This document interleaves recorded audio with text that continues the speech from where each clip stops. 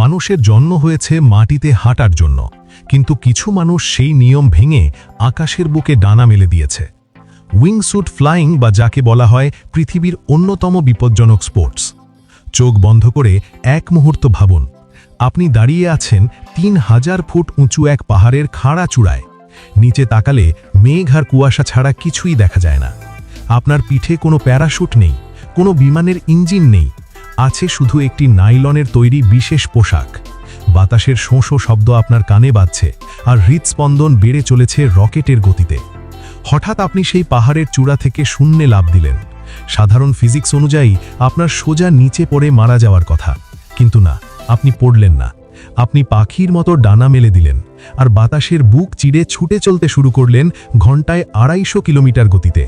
মাটির দিকে নয়, বরং আপনি উঠছেন পাহাড়ের গা ঘেঁষে, গাছের ডালপালা ছুঁয়ে, আর পাথরের খাঁজগুলোর ভেতর দিয়ে। একে বলা হয় উইংস্যুট ফ্লাইং।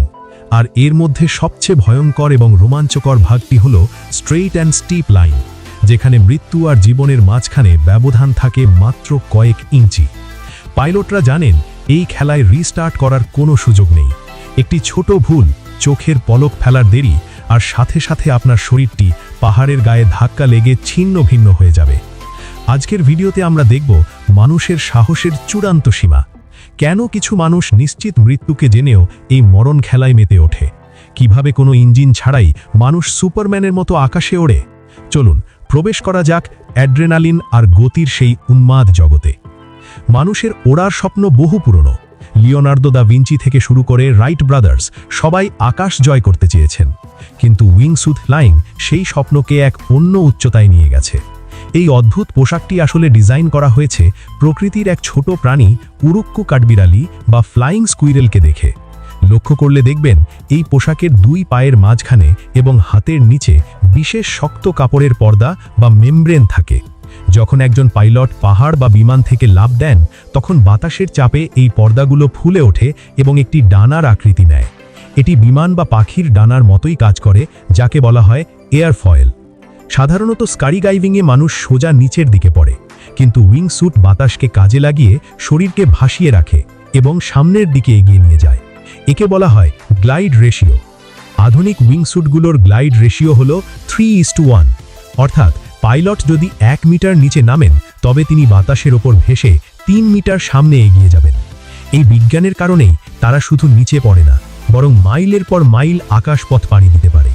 তবে শুনতে যতটা সহজ মনে হচ্ছে, বাস্তবে এটি তার চেয়েও 1000 গুণ কঠিন। বাতাসের গতিবেগ, শরীরের পজিশন এবং কাঁধের সামান্য নড়াচড়া সবকিছু নিখুঁত হতে হয়। যদি শরীরের ব্যালেন্স একটু এদিক সেদিক হয়, তবে পাইলট বাতাসের নিয়ন্ত্রণ হারিয়ে ফেলবে এবং সোজা স্পিন করতে করতে মাটিতে আছড়ে পড়বে। উইংস্যুটের সবচেয়ে এক্সট্রিম লেভেল হল প্রক্সিমিটি ফ্লাইং বা স্ট্রেট লাইন। সাধারণ উইংস্যুট ফ্লাইং হয় খোলা আকাশে, যেখানে ভুলের মাসুল দেওয়ার মতো জায়গা থাকে, কিন্তু স্ট্রেট লাইনে পাইলটরা ওড়ে পাহাড়ের ঢাল বেয়ে, মাটি থেকে মাত্র 5 বা 10 ফুট উচ্চতায়। ভাবুন তো, আপনি একটি রেসিং কারে বসে আছেন যা 200 কিলোমিটার গতিতে চলছে, কিন্তু আপনার সামনে কোনো রাস্তা নেই। আছে শুধু এলোমেলো পাথর, গাছপালা আর পাহাড়ি খাঁজ। আপনাকে সেকেন্ডের ভগ্নাংশে সিদ্ধান্ত নিতে হবে কোন দিক দিয়ে যাবেন। একেই বলা হয় লাইন বেছে নেওয়া। পাইলটরা আগে থেকেই পাহাড়ের ম্যাপ মুখস্থ করে রাখেন। তারা ঠিক করেন কোন পাথরের পাশ দিয়ে তারা বাঁক নেবেন। সবচেয়ে ভয়ের ব্যাপার হলো টার্গেট ফিক্সেশন। যখন কেউ এত দ্রুত গতিতে ওড়ে, তখন তার মস্তিষ্ক অনেক সময় হ্যাং করে ফেলে। পাইলট যদি ভয়ের কারণে কোনো পাথরের দিকে তাকিয়ে ফেলে, তবে শরীর অবচেতনভাবেই সেই পাথরের দিকেই উড়ে যায় এবং সংঘর্ষ অনিবার্য হয়ে পড়ে। এই খেলাটি যতটা শারীরিক, তার চেয়েও বেশি মানসিক। এখানে স্পিড বা গতিই হলো জীবন। গতি যত বেশি থাকবে, ডানায় বাতাস তত বেশি লাগবে এবং পাইলট তত ভালো নিয়ন্ত্রণ করতে পারবে। কিন্তু গতি কমালেই শরীর পাথরের মতো নিচে পড়তে শুরু করবে। তাই পাহাড়ের গা ঘেঁষে ওড়ার সময় তাদের গতি থাকে সর্বোচ্চ, যা দেখলে নিচে থাকা দর্শকদেরও রক্ত হিম হয়ে যায়। এই খেলার ইতিহাসে এমন অনেক মানুষ এসেছেন যারা মৃত্যুকে তুচ্ছ জ্ঞান করেছেন। তাদের মধ্যে অন্যতম ছিলেন ইতালিয়ান লেজেন্ড আলেকজান্ডার পোলি। তিনি এমন একটি কাজ করেছিলেন যা পৃথিবীর কেউ কখনো কল্পনাও করেনি।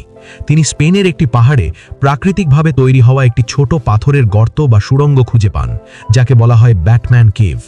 সেই গর্তটি ছিল খুবই ছোট, একটি বাস যাওয়ার মতো জায়গা। পলি সিদ্ধান্ত নেন তিনি হেলিকপ্টার থেকে লাফ দেবেন এবং 250 কিলোমিটার গতিতে উড়ে এসে ওই ছোট গর্তের ভেতর দিয়ে বের হয়ে যাবেন। ভাবুন একবার, আকাশ থেকে লাফ দিয়ে পাহাড়ের গায়ে থাকা একটি ছোট ফুটো দিয়ে বের হওয়া।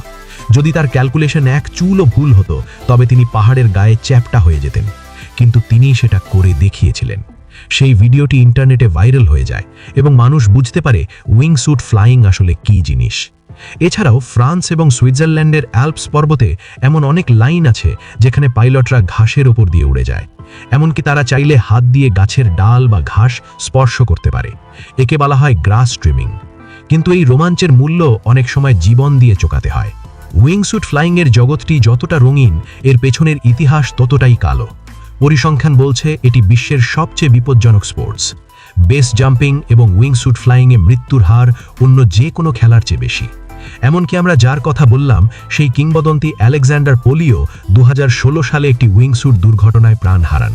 শুধু তিনি নন, ডিন পটার, ভ্যালেরি রোজাভের মতো বিশ্বসেরা পাইলটরাও পাহাড়ের কাছে হার মেনেছেন। সমস্যা হলো বাতাস। পাহাড়ে বাতাস যে কোনো সময় দিক পরিবর্তন করতে পারে। হঠাৎ এক ঝলক বাতাস যদি পাইলটকে নিচে ঠেলে দেয় তবে তার প্যারাশুট খোলার সময়টুকুও থাকে না।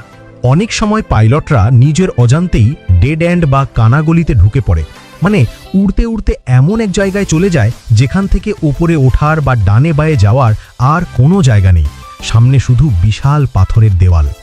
সেই মুহূর্তের অনুভূতি কেমন হতে পারে তা কল্পনা করাও আমাদের পক্ষে অসম্ভব। তাই এই খেলায় নামার আগে একজন মানুষকে বছরের পর বছর প্রশিক্ষণ নিতে হয়। প্রথমে 200টি সাধারণ স্কাই ডাইভিং, তারপর বেস জাম্পিং এবং সব শেষে উইংস্যুট। এটি কোনো শৌখিন মানুষের কাজ নয়, এটি হলো নিজেকে তিলে তিলে দক্ষ করে তোলার এক সাধনা। এখন প্রশ্ন হলো, এত ঝুঁকি, এত মৃত্যু এবং এত কষ্ট, তবুও কেন মানুষ এই খেলাটি খেলে? কেন তারা নিরাপদ জীবন ছেড়ে পাহাড়ের চূড়ায় ছুটে যায়? পাইলটদের মতে এর উত্তর হলো ফ্রিডম বা স্বাধীনতা। আকাশে যখন তারা ওড়ে তখন তাদের মাথায় পৃথিবীর কোনো চিন্তা থাকে না, না থাকে বিল পরিশোধের চিন্তা, না থাকে সম্পর্কের জটিলতা।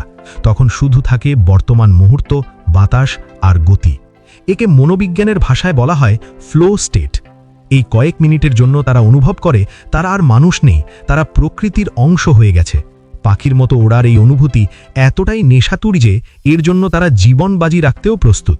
তাদের কাছে দীর্ঘ সময় বেঁচে থাকার চেয়ে অল্প সময়ে তীব্রভাবে বেঁচে থাকাটাই বেশি গুরুত্বপূর্ণ। তারা বলে, আমরা মৃত্যুর ভয়ে ভীত নই, আমরা ভীত জীবনকে পুরোপুরি উপভোগ না করার ভয়ে। সব শেষে আসে ল্যান্ডিং। উইংস্যুট দিয়ে সরাসরি মাটিতে নামা এখনও সম্ভব হয়নি, যদিও গ্যারি কনারি নামের এক স্টান্টম্যান একবার হাজার হাজার কার্ডবোর্ডের বাক্সের ওপর প্যারাশুট ছাড়াই ল্যান্ড করেছিলেন। কিন্তু পাথুরে জমিতে নামার জন্য প্যারাশুট বা প্যারাগ্লাইডার বাধ্যতামূলক। পাহাড়ের গা ঘেঁষে ওড়ার পর পাইলট শরীরকে সোজা করে প্যারাশুট খুলে দেন এবং নিরাপদ জায়গায় ল্যান্ড করেন। ভবিষ্যতে হয়তো এমন প্রযুক্তি আসবে যখন মানুষ আয়রন ম্যানের মতো জেট প্যাক বা প্রপালশন সিস্টেম ব্যবহার করে মাটি থেকে উড়বে এবং আবার মাটিতেই নামবে। তখন হয়তো ওড়ার জন্য আর পাহাড়ের দরকার হবে না। মানুষের অদম্য সাহস আর প্রযুক্তির মিশেলে তৈরি এই উইংস্যুট আমাদের মনে করিয়ে দেয় অসম্ভব বলে আসলে কিছু নেই। তবে এই রোমাঞ্চের জন্য যে মূল্য দিতে হয় তা কি আসলেই যৌক্তিক? আপনার কি মনে হয় 1 কোটি টাকা দিলেও কি আপনি ওই পাহাড় থেকে লাফ দেওয়ার সাহস করবেন, নাকি নিরাপদ মাটিতে থাকাই আপনার পছন্দ? কমেন্ট করে আমাদের অবশ্যই জানান। ভিডিওটি দেখে যদি আপনার গায়ের লোম দাঁড়িয়ে যায় তবে একটি লাইক দিন এবং বন্ধুদের সাথে শেয়ার করুন। পৃথিবীর এমন সব অদ্ভুত এবং এক্সট্রিম তথ্য জানতে আমাদের চ্যানেল তিরিং বিড়িং এখনই সাবস্ক্রাইব করুন। দেখা হবে পরের ভিডিওতে, ততক্ষণ পর্যন্ত নিরাপদে থাকুন।